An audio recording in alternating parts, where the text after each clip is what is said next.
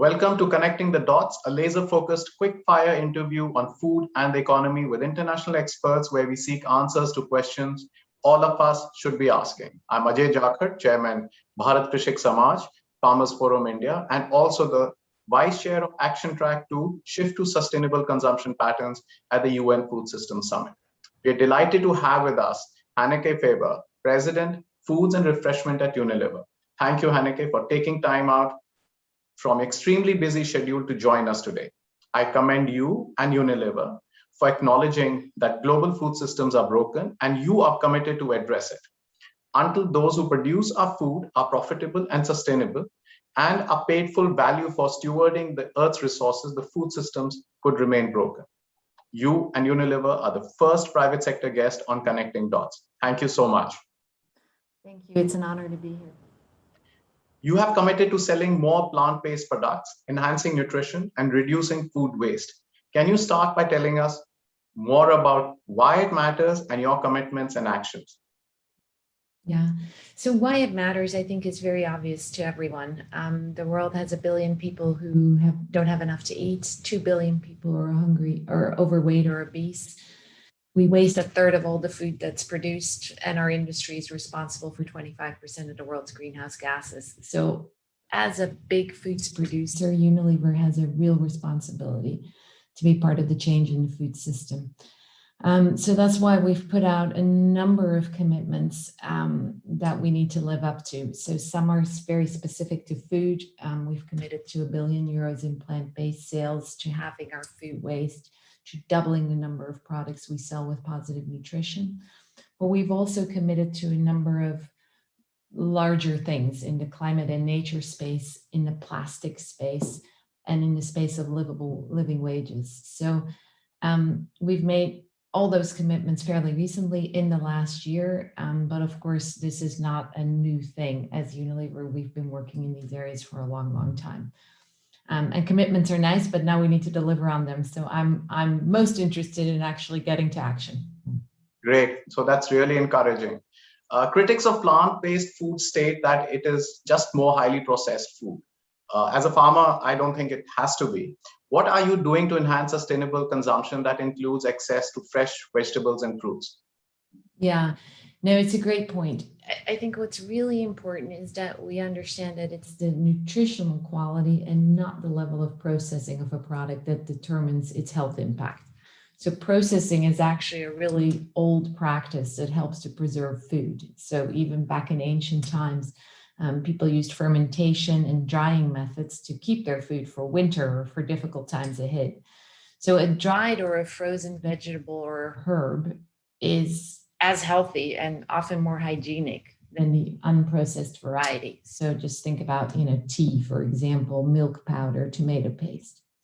It's just when we add too much sugar or salt or other additives and the nutritional profiles change that a product may become unhealthier. But let's not confuse that with processing per se. That's a very dangerous way to go.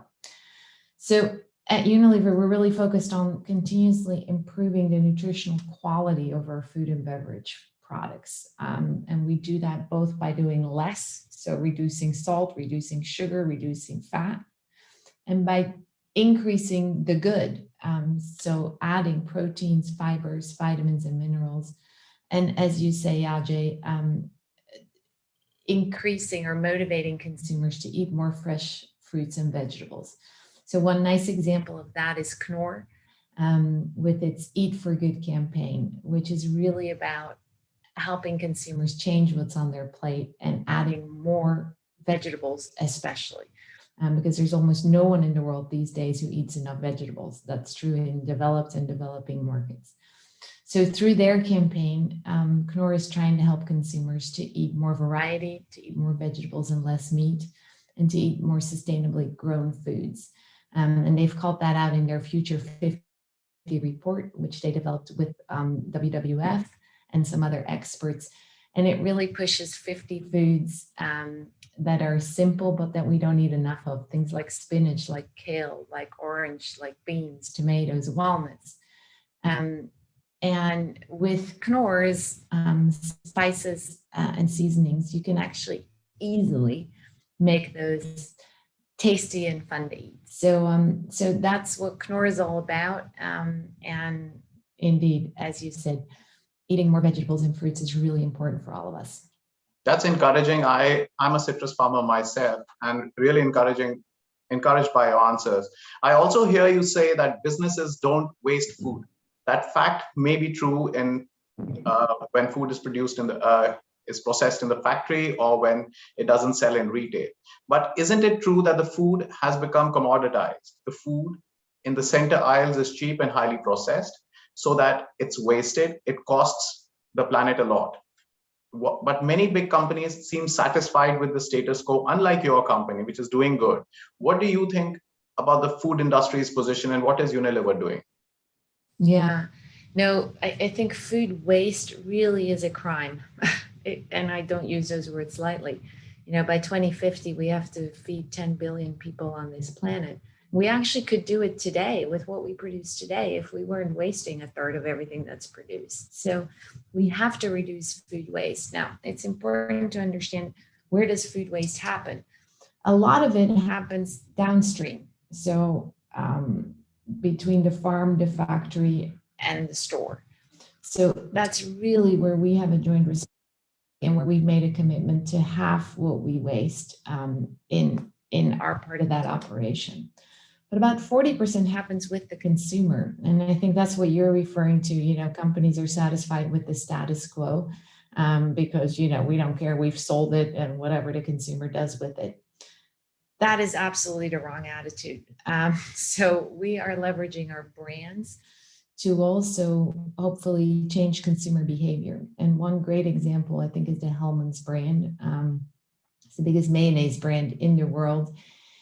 And they are spending their entire global marketing budget on a campaign called Make Taste, Not Waste, which is all about, looking in your fridge and your pantry, seeing what's there, and not thinking, that's old, or I don't know what to do with that, and throwing it away, which is what consumers do. But making something out of it. So that includes, TV advertising, but a lot of recipe work online.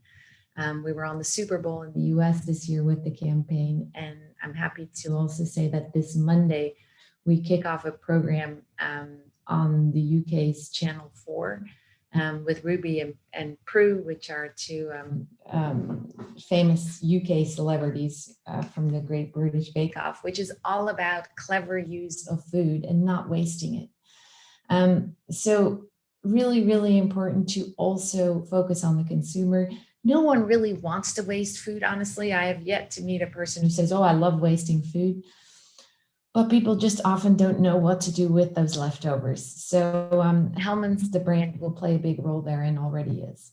I think you've got it right. And this is exactly what we are doing at the UN Food System Summit. I think so we need to focus on the consumer to drive change, not only on food waste, but even how farmers produce the food. And so the follow-up question is that Unilever has been doing to ensure, what has the Unilever been doing to ensure that farmers are profitable and sustainable, beyond just paying current market prices for produce, which may still be loss-making for majority of world's smallholder farmers? Yeah, it's a great question, and one we, I'm not going to pretend that we've completely solved it. So we have made a commitment that everyone in our supply chain will have a living wage by 2030. Of course, we pay all our direct employees a living wage already, but it's really about that longer supply chain and the smallholder farmers especially. So maybe I give you one example here as well, which is about tomatoes and India. Which is fairly recent, but we're excited about what we're doing there. So India is the #2 tomato producer in the world. You no doubt know this, but the crop yields are relatively low. The quality is often inconsistent due to seasonality and monsoon as well.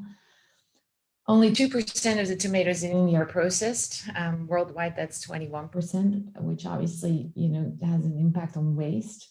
And as you say, most of these farmers have low incomes. At the same time, as Unilever, we need a lot of tomatoes in India for products like, Knorr tomato soup, Kisan ketchups and sauces. So back in 2017, we were looking for another tomato processing facility. So we only had one, and we wanted to have another one in India because the distances across we were moving tomatoes were too large. And again, that led to a lot of waste. So we struck up a partnership with Sayadri Farms, which was already an existing farmer cooperative formed in 2011, includes about 10,000 farmers that grow a variety of crops, including tomatoes. And we actually built a processing plant at their facility. We literally taught the farmers how to run and maintain the machines. And we started sourcing tomatoes and tomato paste from them. That's been a real success for the farmers. We also, by the way, started working with the farmers in their towns and upskilling them on agricultural practices to improve the quality. So for the farmers, that has improved yield and it's improved incomes.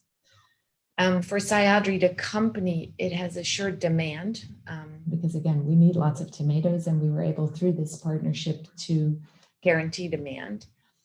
And it's delivered more sustainable practices for their farmers. And for us, it's also been a real win-win-win proposition because we now have assured quality supply at scale of tomatoes. We save in distribution costs because we're right there at their facility. And we feel we have a positive both social and nature impact. And Sayadri Farms is now extending their model from the West also to the east of India. So that is one example of a real collaboration in India on a specific crop. We are looking in other places, especially in Africa, to see whether we can have more of these types of cooperations that benefit farmers and Unilever equally. Great, because I mean, I've heard about it, but once this COVID situation improves, I'm definitely going to look it up myself. Thank you so much. I'd love to go together, Ajay, because I also haven't been. Yeah, so whenever you're coming next, just call for me. Staying on the question and answer on environment, switching to plastics. Single-use plastic sachets allow low-income consumers to buy small amounts of quantity produced that would otherwise be unaffordable for them.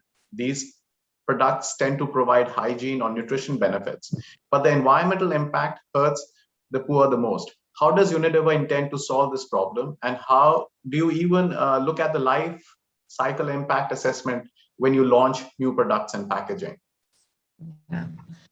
Yeah, Ajay, I wish I had a silver bullet for this one, but I don't. So I'll tell you what we're working on, because as you say, you know, those little sachets, they do allow consumers to buy small amounts of shampoos or soaps that would otherwise be unaffordable to them. So it's too easy to say, you know, let's just ditch those and not have these people have access to products that they do need.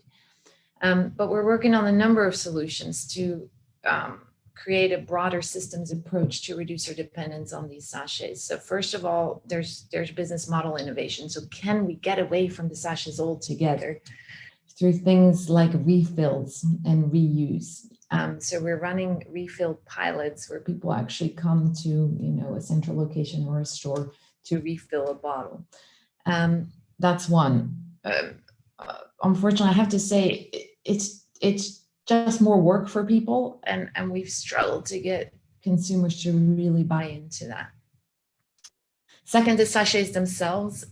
We're moving increasingly to mono-material plastics, which are more easy to recycle, and to biodegradable solutions and other alternative materials. So, you know, just to make those products more easy to recycle. But then we also have to make sure that they actually get collected and recycled. So we've set a goal, including in India, to help collect more plastic packaging than we sell, including sachets. We're well underway with a number of municipalities and cities to actually put the collection programs in place so that we collect and then can recycle. And I think finally, we're also looking at new formats of products. So for example, can we do tablets instead of liquids and sachets that work as well as a soap or as a shampoo?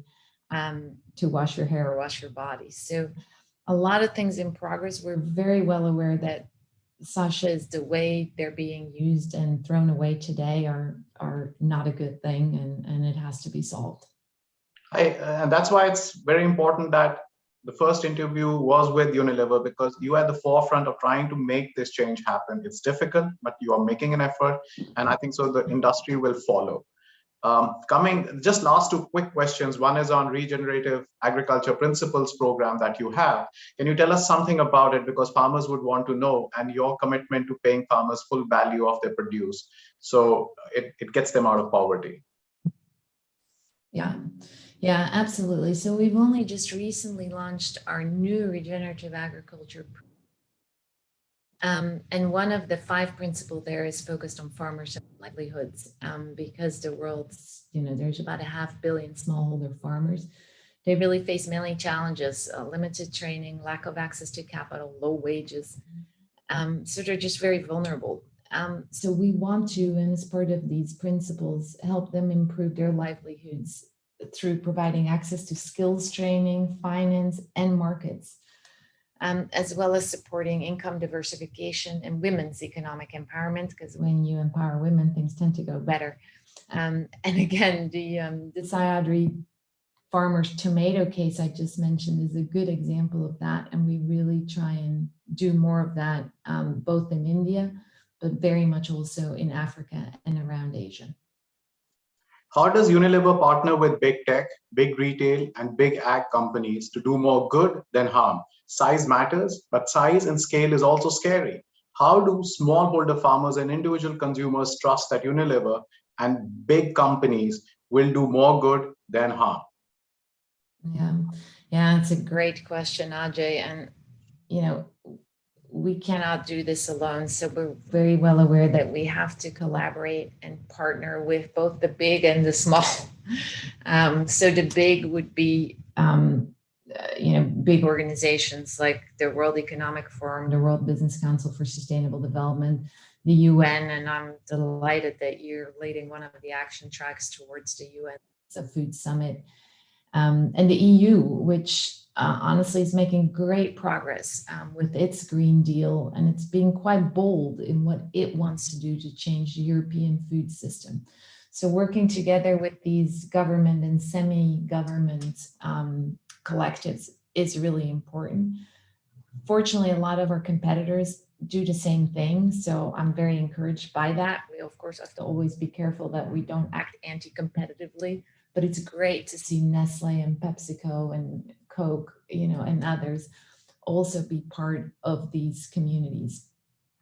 And then I think it's also really important to work with the small, because that's where things really happen. So that can be startups, smallholder farmers, farmers collectives, because again, it's very easy for us to be in an ivory tower in some big office building somewhere and forget where food really happens, which is at the farm and in much smaller companies. So again, delighted to be here with you today, because the farm is where it really, really happens. Thank you so much. It's been really surprisingly and real forthright answers. It's straight to the point, and that's really great. I mean, it's really encouraging, and knowing that you have a passion for driving, I commend you for driving off the edge to commit and act on food systems transformation.